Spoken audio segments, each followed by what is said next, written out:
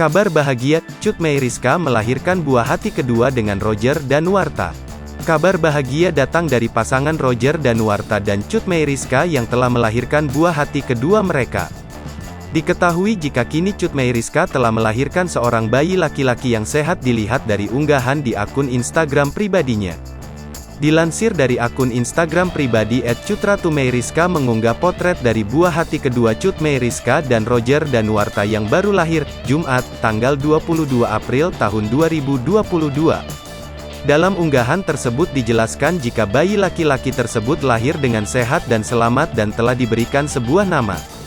Tak hanya itu, Roger dan Cut Meyriska pun turut menambahkan rasa terima kasih ke semua pihak yang telah mendoakan.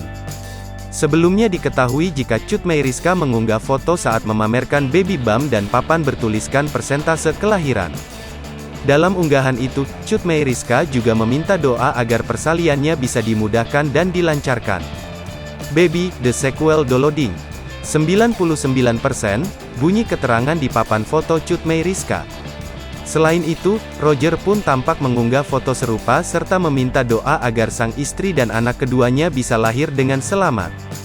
Tak lama berselang dari unggahan tersebut, Roger mengunggah sebuah video dengan latar suara tangisan bayi. Roger pun mengungkapkan bahwa anak keduanya telah lahir dan berjenis kelamin laki-laki.